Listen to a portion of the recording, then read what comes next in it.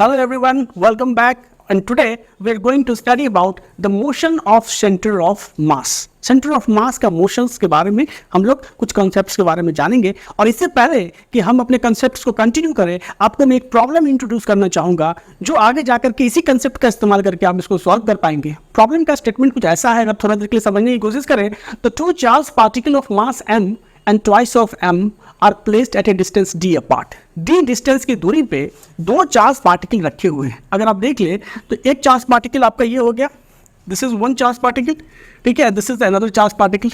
ये m मास का है, ये ट्वाइस ऑफ m मास का है, और इनके बीच की जो दूरी है वो है d डिस्टेंस, ठीक है, d डिस्टेंस पे दूरी पे है। Because of their mutual attractions will be an internal force if you consider these two charges as your system. अगर आप इन दोनों चार्जेस को सिस्टम माने तो म्यूचुअल अट्रैक्शंस क्या होगा, एक इंटरनल फोर्स होगा। तो because of their mutual attractions they moves toward each other. ये देखो क्या होगा, जब इनके बीच अट्रैक्शन फोर्स काम करेगा तो ये जो चार्ज है ये इसको इधर की ओर खींचेगा एक पर्टिकुलर फोर्स F से, और सिमिलरली ये जो चार्ज है वो इसको इधर की ओर खींचेगा म्यूचुअल अट्रैक्शन फोर्स की वजह से। तो क्या होगा, ये दोनों चार्जेस जो है वो क्या होगा, तो ये मोशन में आएंगे, ठीक है। अब जब ये मोशन में आएंगे तो एक पर्टिकुलर मूवमेंट होगा, एक पर्टिकुलर टाइम आएगा जहां पे इनका कोलिजन होगा, जहां पे कोलाइड करेंगे। तो सवाल पूछ रहा है कि where will the collisions occur with respect to initial position. Initial positions के रिस्पेक्ट में कोलिजन्स कहाँ होगा, इसको बताने के लिए पूछ रहा है। अब इस सवाल से थोड़ा हट करके हम लोग कंसेप्ट को पहले डिस्कस कर लेते हैं और फिर सवाल पे पहुंचेंगे। Consider two object of mass m1 and m2। दो ऑब्जेक्ट है आपके पास, एक ऑब्जेक्ट है m1, ठीक है, this is the object m1 and this is the object m2। दो ऑब्जेक्ट है और इनका मासेस क्या है, तो m1 और m2 है। किसी पर्टिकुलर टाइम इंस्टेंट टी पे, क्योंकि हम इसके मोशंस को ऑब्जर्व करने जा रहे हैं, हमें एक इनर्शियल फ्रेम चाहिए होगा, तो हम अपना एक इनर्शियल फ्रेम के लिए हम क्या करते हैं, ये हो गया y एक्सिस और ये हो गया x एक्सिस, ठीक है, this is our x axis, this is our y axis. हालांकि यहाँ पे जो है सो y डायरेक्शंस में कोई मोशंस है नहीं, फिर भी मैं वहाँ y रिप्रेजेंट कर रहा हूँ, and this is our origin. तो किसी पर्टिकुलर टाइम इंस्टेंट t पे ये जो ऑब्जेक्ट m1 है वो क्या है, at a distance x1 from our origin, और ये जो ऑब्जेक्ट m2 है it is located at a distance x2 from our origin, ठीक है। अब क्या है कि ये जो दो ऑब्जेक्ट है m1 और m2, हम इसको क्या करते हैं, हम इसको सिस्टम मानते हैं, ठीक है। हमने क्या माना, हमने इसको सिस्टम माना। सिस्टम में क्या है हमारा, तो m1 और m2 ये दोनों हमारा क्या हो गया, तो सिस्टम हो गया। अब इस सिस्टम पे कोई भी एक्सटर्नल फोर्स नहीं एक्ट कर रहा है, हम ऐसा एज्यूम कर रहे हैं। We assume that no external force, no external forces are acting on our system। हमारा सिस्टम क्या है, तो ये दो ऑब्जेक्ट m1 और m2 से मिलकर के बना हुआ है। हमने ये एज्यूम किया कि कोई भी एक्सटर्नल फोर्सेस इन दो ऑब्जेक्ट पे नहीं एक्ट कर रहे, हमारे सिस्टम पे नहीं एक्ट कर रहे, ऑल्दो ये दोनों ऑब्जेक्ट एक दूसरे को पे फोर्स अप्लाई कर रहे हैं। अगर आप एज्यूम कर लें कि इनके बीच म्यूचुअल अट्रैक्शन फोर्स एक्ट कर रहा है, तो कहीं ना कहीं ये जो ऑब्जेक्ट होगा ये इसको एक पर्टिकुलर फोर्स से इधर की ओर खींचेगा, F फोर्स, और सिमिलरली ये जो m2 ऑब्जेक्ट है ये इसको इधर की ओर एक फोर्स F से खींचेगा, ठीक है। तो ये इनके बीच में क्या है, तो म्यूचुअल अट्रैक्शन जो है वो क्या होगा, इंटरनल फोर्सेस होगा।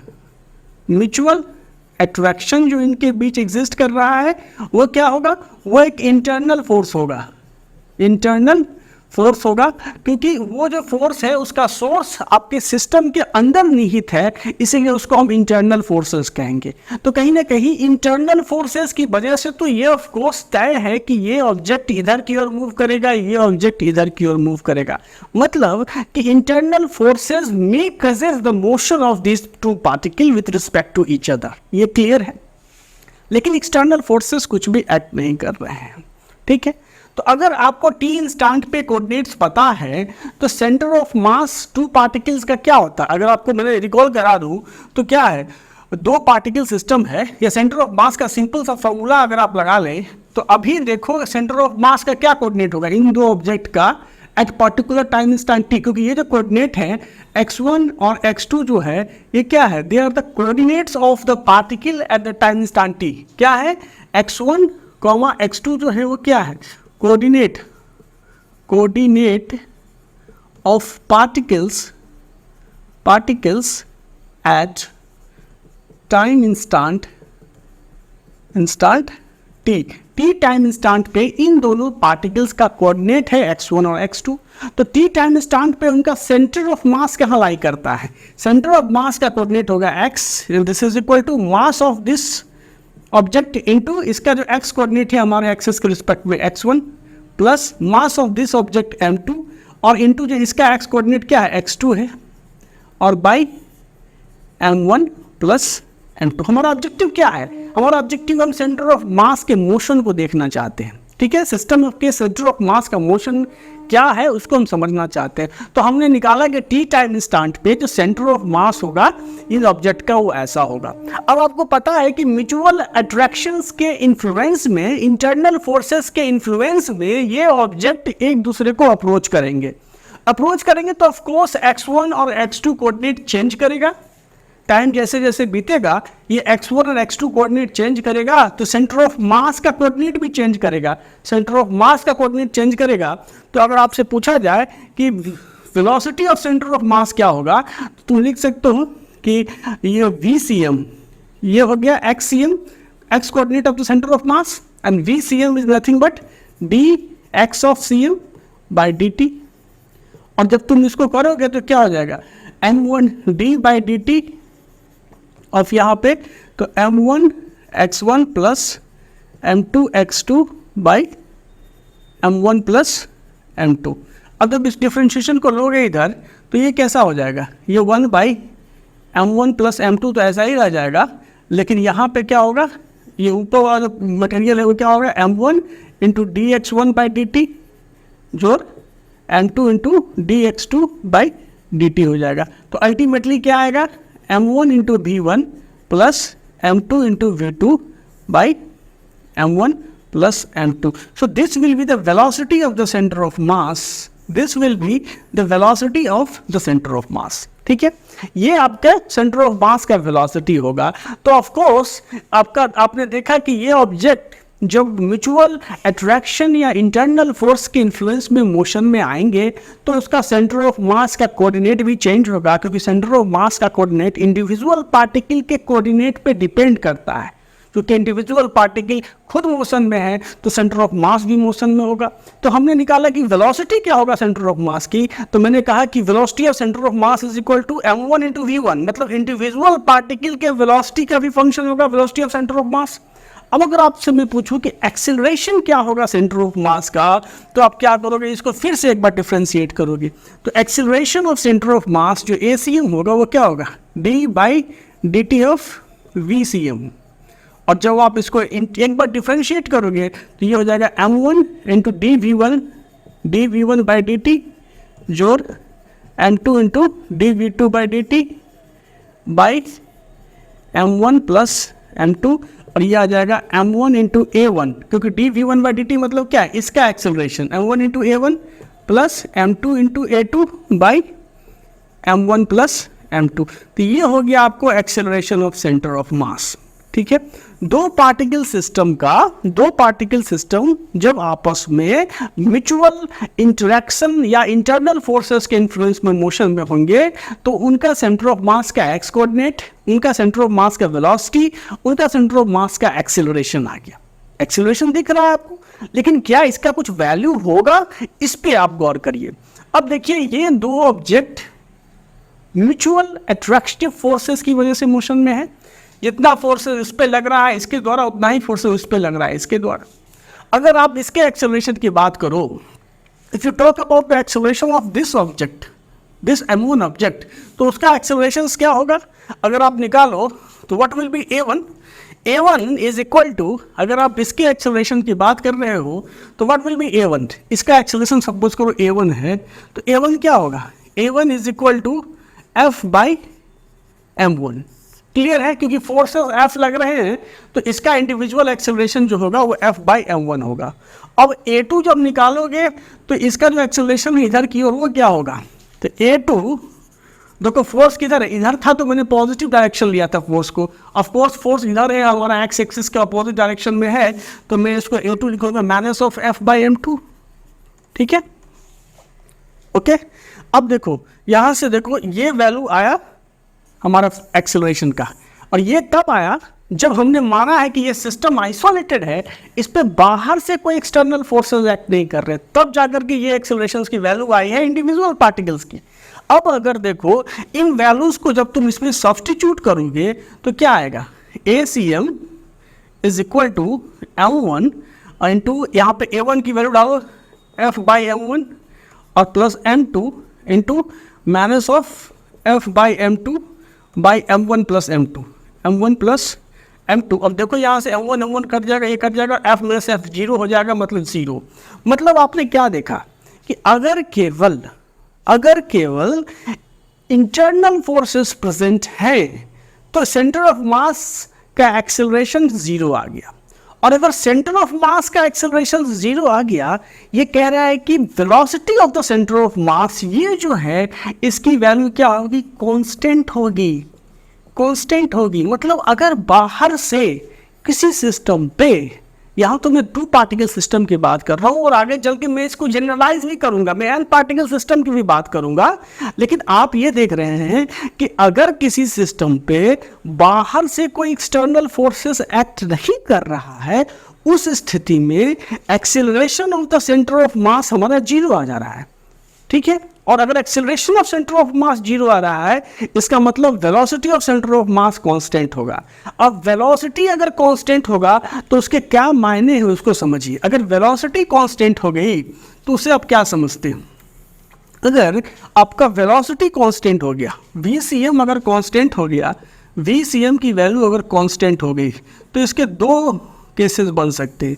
या तो हो सकता है कि इनिशियली अगर पार्टिकल रेस्ट में, जैसे इस केस में मैंने आपको कहा कि इनिशियली क्या है, पार्टिकल रेस्ट में, if initially particle is at rest, अगर इनिशियली पार्टिकल रेस्ट में है तो V1 is equal to V2 is equal to zero, and that's why जो velocity of centre of mass जो होगा वो क्या होगा, तो जीरो होगा। और अगर velocity of centre of mass zero होगा, इसका मतलब ये है कि जो एक्स कोऑर्डिनेट है सेंटर ऑफ मास का वो क्या होगा, वो फिक्स्ड होगा। मतलब कि भले ही पार्टिकल म्यूचुअल इंटरेक्शन फोर्स की वजह से मोशन में रहे, लेकिन उसका सेंटर ऑफ मास जहां पहले था वही फिक्स्ड होगा, वो मोशन में नहीं आएगा। कब, जब एक्सटर्नल फोर्सेस एक्ट नहीं करते हैं, और कब, जब वो पार्टिकल इनिशियली रेस्ट में था। अगर ये पार्टिकल मान लो कि एक मोशन में होता, V1 या V2 की वैल्यू होती, ठीक है, अगर यहाँ पे V1 V2 बराबर हो गया क्योंकि इनिशियली पार्टिकल रेस्ट में था, अगर इनिशियली पार्टिकल रेस्ट में नहीं होता तो जो पहले इसका जो सेंटर ऑफ मास, जो पहले सेंटर ऑफ मास का वेलोसिटी होता, वही सेंटर ऑफ मास का वेलोसिटी हर मोमेंट पे मेंटेन रहता, वो जो है सो चेंज नहीं करता। तो इस पूरे कंसेप्ट से हम लोग ये कंक्लूड करते हैं कि अगर किसी भी सिस्टम पे एक्सटर्नल फोर्सेस एक्ट नहीं कर रहे हैं, तो इसका मतलब ये है कि अगर वो सिस्टम के कॉन्स्टिट्यूएंट इनिशियली रेस्ट में हैं, तो क्या होगा, उसका सेंटर ऑफ मास रेस्ट में होगा इनिशियली, इसीलिए हर मोमेंट पे सेंटर ऑफ मास फिक्स्ड होगा।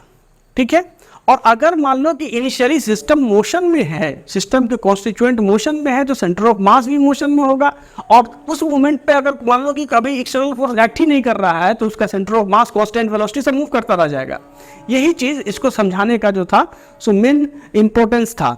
अब देखिए जरा सा इस सवाल को समझिए, सवाल क्या कह रहा है उसको समझते हैं हम लोग। अगर ये चीज़ समझ में आ गया तो ये सवाल भी समझ में आ गया। इस सवाल में अगर आप देखें तो हमारे पास दो चार्ज पार्टिकल्स हैं, m मास का और ट्वाइस ऑफ m मास का, और ये d डिस्टेंस अपार्ट है एक दूसरे से। अब देखो कि यहाँ पे क्या है कि अगर गौर से देखें तो ये जो चार्ज पार्टिकल है इस पे फोर्सेस क्या लगेगा, किसी सरफेस पे सपोज करो है तो इसका वेट mg नीचे की ओर एक्ट कर रहा होगा, नॉर्मल रिएक्शन फोर्स n ऊपर की ओर एक्ट कर रहा होगा, वर्टिकल मोशंस तो कुछ है नहीं, फोर्सेस काउंटर बैलेंस है। और अगर इसको आप सिस्टम ले लो, इसको सिस्टम ले लो तो यहाँ पे जो एक्सटर्नल फोर्सेस है F एक्सटर्नल है, F एक्सटर्नल वो क्या है, वो तो जीरो है, बाहर से कोई फोर्स लग नहीं रहा है।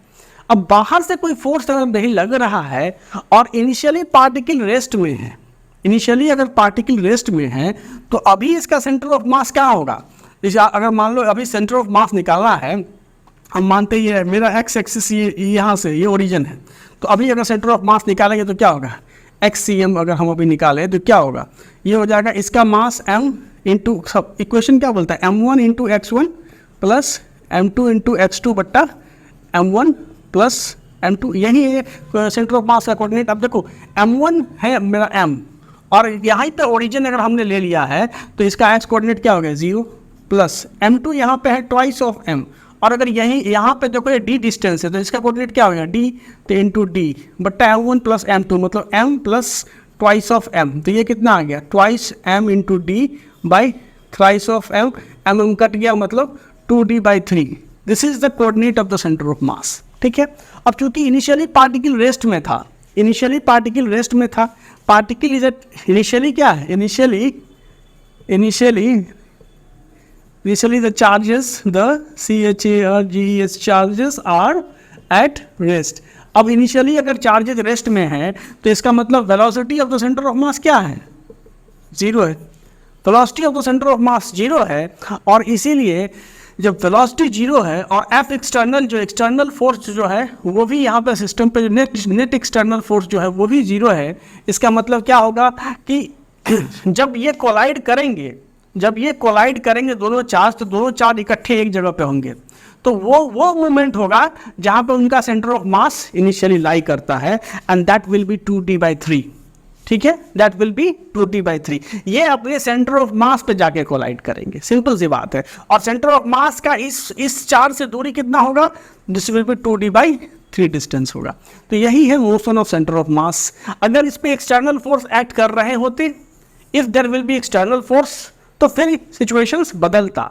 अब कुछ चीज़ समझ चुके होंगे कि अगर एक्सटर्नल फोर्सेस एक्ट नहीं कर रहा था और इनिशियली सिस्टम आपका रेस्ट में था तो उसका सेंटर ऑफ मास जो है वो रेस्ट में ही होगा, चाहे इंडिविजुअल पार्टिकल मोशन में हो या एक्सेलरेट कर रहे हो। इसको समझा आपने। अब सपोज करो कि आपके पास एक n पार्टिकल का सिस्टम है, मान लो कि आपके पास एक सिस्टम है, इस सिस्टम में n नंबर ऑफ पार्टिकल्स है, these are the n number of particle inside the systems. ठीक है, क्या है, n नंबर ऑफ पार्टिकल्स है, n पार्टिकल सिस्टम है, n पार्टिकल सिस्टम है आपके पास, this is a n particle system. ठीक है, अब हम इसको ऑब्जर्व कर रहे हैं, तो मैंने क्या किया कि भैया एक एक्सिस ले लिया, क्योंकि हमको इसको ऑब्जर्व करना है, और ऑब्जर्व करना है तो किसी एक्सिस, एक इनर्शियल फ्रेम ले लेते हैं हम लोग, इसको x एक्सिस ले लिया, इसको y एक्सिस ले लिया, इसमें n पार्टिकल, और किसी ith पार्टिकल को हम लोग लोकेट किए, ये है मेरा ith पार्टिकल। ठीक है, इस ith पार्टिकल का अगर आप पोजीशन वेक्टर बताओ तो क्या होगा, this will be the position vector Ri,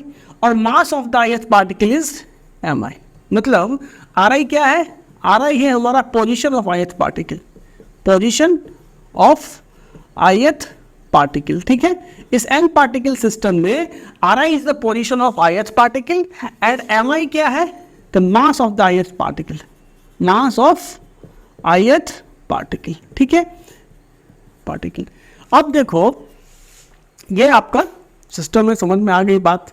अब आप एक चीज बताओ कि ये जो सिस्टम है, ठीक है, इस पे बाहर से भी एक्सटर्नल फोर्सेस एक्ट कर रहे हैं। ठीक है, इस पे क्या हो रहा है, बाहर से भी एक्सटर्नल फोर्सेस एक्ट हो रहे हैं साथ में, मतलब मेरे कहने का मतलब है कि इस पे फोर्सेस क्या क्या एक्ट हो रहे होंगे, ये जितने भी पार्टिकल है ये सब इसको क्या, आप इसको इस पे एक फोर्स अप्लाई कर रहे होंगे। So the force acting in this ith particle is the sum of the forces applied by n-1 particle inside the system। ठीक है, इस पे जो फोर्स एक्ट कर रहा होगा, ठीक है, टोटल फोर्सेस जो इस पे एक्ट कर रहा होगा उसमें दो कॉन्स्टिट्यूएंट होंगे। एक तो होगा कि जो बाकी n-1 पार्टिकल इस पे फोर्सेस अप्लाई कर रहे होंगे, और साथ में एक्सटर्नल फोर्सेस से भी इस पे फोर्स अप्लाई हो रहा होगा। ठीक है।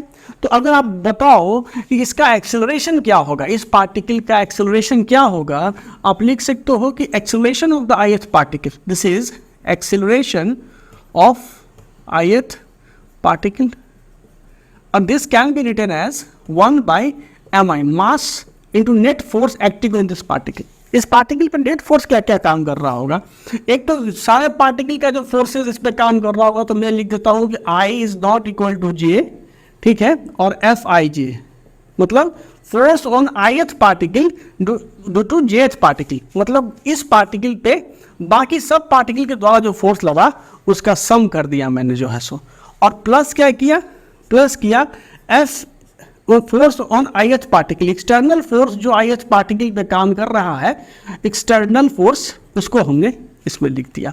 तो ये तो हो गया इंडिविजुअल पार्टिकल के एक्सेलरेशन, ठीक है। अगर हम इसको सारे पार्टिकल के एक्सेलरेशंस का समेशन निकालें, मतलब तो वो क्या होगा सिचुएशंस, तो वो सिचुएशन अगर आप देखिए इसको, अब इसको ऐसा पहले लिख सकते हैं कि mi into A I and this is equal to sigma i is not equal to j Fij, ठीक है, plus F force on ith particle due to external sources, external sources, ठीक है। Fij क्या है, तो Fij जो है आपका Fij क्या है, तो force on ith particle due to jth particle, ठीक है। पार्टिकल मतलब एक पार्टिकल पर दूसरे पार्टिकल के द्वारा जो फोर्स लग रहा है, इंटरनल फोर्सेस वो है। अब जब हम इसका समेशन निकालेंगे, मतलब सम ऑफ द फोर्सेस जब निकालेंगे, इसका समेशन जब करेंगे तो क्या होगा, sigma mi into A I and this is equal to sigma, अब फिर एक सिग्मा लगेगा, यहाँ पे होगा Fij plus sigma Fi external. तो ये क्या है कि जो n-1 पार्टिकल पे कितना sum of the external forces, resultant of the external forces acting on all the particles, और nth पार्टिकल्स में nth पार्टिकल का जो सिस्टम है, इस पर टोटल जो एक्सटर्नल फोर्स का रिजल्टेंट है वो ये होगा। और Fij क्या है, तो sum total of the internal forces, ये क्या है, तो sum of internal forces, internal forces है। अब आपको पता है कि जो Fij, जब इसको समेशन करोगे तो क्या होगा कि Fij जो है is equal to minus of Fji होगा, क्योंकि इंटरनल फोर्सेस क्या करते हैं, इंटरनल फोर्सेस जो होते हैं, internal forces Newton's third law को फॉलो करते हैं, न्यूटन्स थर्ड लॉ, सारे फोर्सेस न्यूटन थर्ड लॉ को फॉलो करते हैं, लेकिन न्यूटन थर्ड लॉ की वजह से Fij is equal to minus of Fji। तो जब तुम इसको सम करोगे, समेशन निकालोगे, sum of all the internal forces क्या हो जाएगा, वो हो जाएगा zero. Sum of all the internal forces क्या हो जाएगा, जीरो हो जाएगा। तो अल्टीमेटली तुम्हारे पास क्या इक्वेशन आ गया, mi into A I sigma is equal to यहाँ पे ये Fi, यहाँ पे external, sum of all the external forces, जिसको आप लिख सकते हो F एक्सटर्नल, ठीक है, एक्सटर्नल लिख सकते हो, ठीक है। अब देखो ये mi इंटू ए आई कौन सा क्वांटिटी है, तुमने पढ़ा होगा कि सेंटर ऑफ मास जब तुम निकालते हो तो position of centre of mass जो होता है RCM is equal to 1 by m, ठीक है, into sigma mi into RI होता है। ये है formula of the position vector of a center of mass. RCM is equal to 1 by m. m is the total mass of the system into sigma mi into ri. ये ith particle का मास है और ये ith particle का position vector है, और i जो होगा यहाँ पे i is equal to 1 to n होता है, यही होता है सेंटर ऑफ मास का कोऑर्डिनेट। अब अगर तुम देखो तो इसको जब तुम क्या करोगे, एक बार डिफ्रेंशिएट करोगे तो ये हो जाएगा VCM is equal to 1 by m और sigma i is equal to 1 to n, और ये mi इंटू यहाँ पे ये ri हो जाएगा, तो ri/dt vi हो जाएगा, velocity of the ith particle.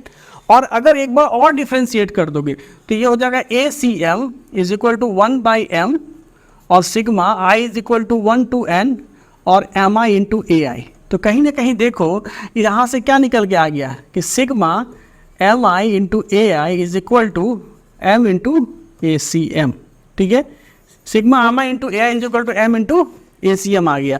तो तुम इस इक्वेशन, ये जो इक्वेशन ए है, इसमें अगर sigma M I into A I की वैल्यू डालो तो क्या आ जाएगा कि F external is equal to M into A C M. ये निकल के आया कि अगर सिस्टम पे एक्सटर्नल फोर्सेस एक्ट करेंगे तो उस पर जो एक्सटर्नल फोर्सेस का रिजल्टेंट होगा वो mass of the system into acceleration of centre of मास के प्रोडक्ट के बराबर होगा। तो अगर सपोज करो कि एक्सटर्नल फोर्सेस हमारा एक्ट किया ही नहीं, if there is no external forces, जो केसेस मैंने 2 पार्टिकल सिस्टम में डिस्कस किया था, तो अगर एक्सटर्नल फोर्सेस हमारा एब्सेंट है, एफ एक्सटर्नल अगर तुम्हारा 0 है तो इसका मतलब acceleration of centre of mass क्या हो गया, 0 हो गया, और एक्सेलरेशन सेंटर ऑफ मास 0 हो गया मतलब velocity of centre of mass constant हो गया। और ये कह रहा है कि अगर इनिशियली तुम्हारा जो सिस्टम है वो रेस्ट में है तो उसका सेंटर ऑफ मास भी रेस्ट में होगा, और अगर उसमें जो म्यूचुअल इंटरेक्शन या इंटरनल फोर्सेस ऐड कर रहा है उसकी वजह से अगर वो मोशन में भी आते हैं तो भी उसका जो सेंटर ऑफ मास है वो फिक्स्ड रहेगा इनर्शियल फ्रेम में। इनर्शियल फ्रेम में कोई चीज़ अगर रेस्ट में है तो वो इनर्शियल फ्रेम के रिस्पेक्ट में ही वैलिड हो सकता है ना, तो इनर्शियल फ्रेम के रिस्पेक्ट में वो रेस्ट में ही रहेगा जो है सो। और अगर मान लो कि कोई ऑब्जेक्ट पे, अगर मान लो कोई सिस्टम मोशन में है तो अगर उसका जो velocity of centre of mass का जो वैल्यू है वो हमेशा कांस्टेंट रहेगा। तो कहने का मतलब अगर एक्सटर्नल फोर्सेस एब्सेंट है और सिस्टम अगर इनिशियली रेस्ट है तो उसका सेंटर ऑफ मास फिक्स्ड होगा, और अगर मान लो एक्सटर्नल फोर्सेस एब्सेंट है और velocity of centre of mass का एक पर्टिकुलर वैल्यू है तो वही वैल्यू बरकरार रहेगा। वो वेलोसिटी सेंटर ऑफ मास की वेलोसिटी नहीं बदलेगी बिना एक्सटर्नल फोर्स के एब्सेंस में, बिना एक्सटर्नल फोर्स के अप्लाई हुए। तो हमने क्या देखा कि इंटरनल फोर्सेस का सेंटर ऑफ मास के मोशन में कोई वजूद नहीं है।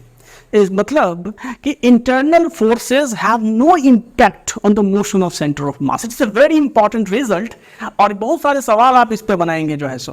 क्या चीज़ कि आप इस चीज़ को हमेशा याद रखें कि इंटरनल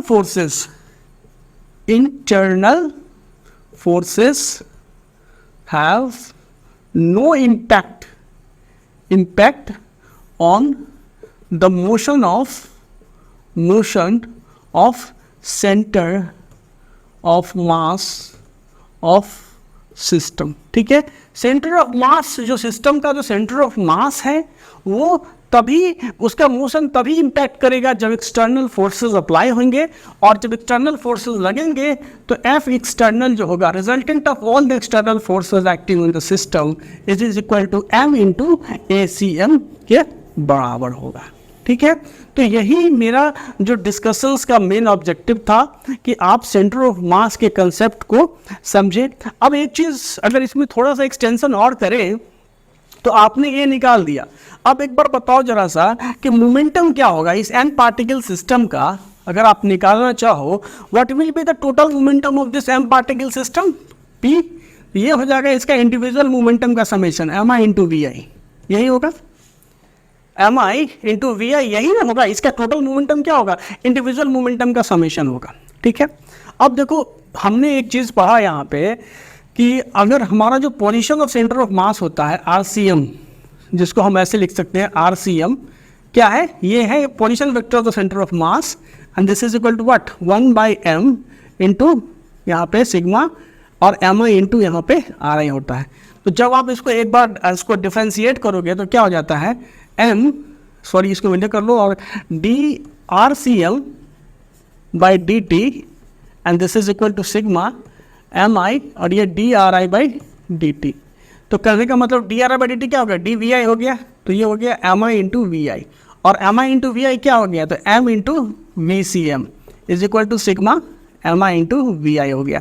तो इससे क्या निकला, ये वैल्यू इसमें डालो तो ये क्या आ जाएगा m इंटू VCM। तो कहने का मतलब लीनियर मोमेंटम, आप एक इंपॉर्टेंट रिजल्ट यहाँ देख रहे हैं और वो ये है कि linear momentum, total linear momentum of a system of n particle is simply the product of the mass of the system into velocity of the center of mass of the system। तो अगर आपको linear momentum इस पूरे system का निकालना है तो आपके पास दो ऑप्शंस है, या तो आप सारे इंडिविजुअल पार्टिकल के मासेस और वेलोसिटी को मल्टीप्लाई करके समेशन करो, या नहीं तो सेंटर ऑफ मास की वेलोसिटी पता है इस सिस्टम का, तो m इंटू VCM करो सेंटर ऑफ मास, तो ये आगे total momentum of the system.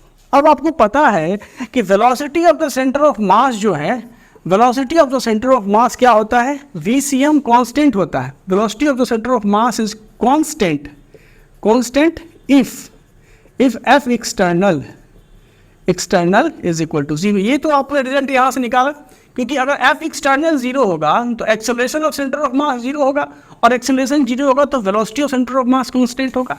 तो velocity of the centre of mass constant होता है कब, जब एक्सटर्नल फोर्सेस नहीं ऐड करते हैं। इसीलिए जब एक्सटर्नल फोर्सेस हमारे सिस्टम पे काम नहीं करेंगे तो हमारे सिस्टम का मोमेंटम क्या होगा, कांस्टेंट होगा। P क्या होगा, इसलिए मोमेंटम क्या होगा, total momentum of the system क्या होगा, कांस्टेंट होगा। ठीक है, if there is no external force total momentum of the system will be constant.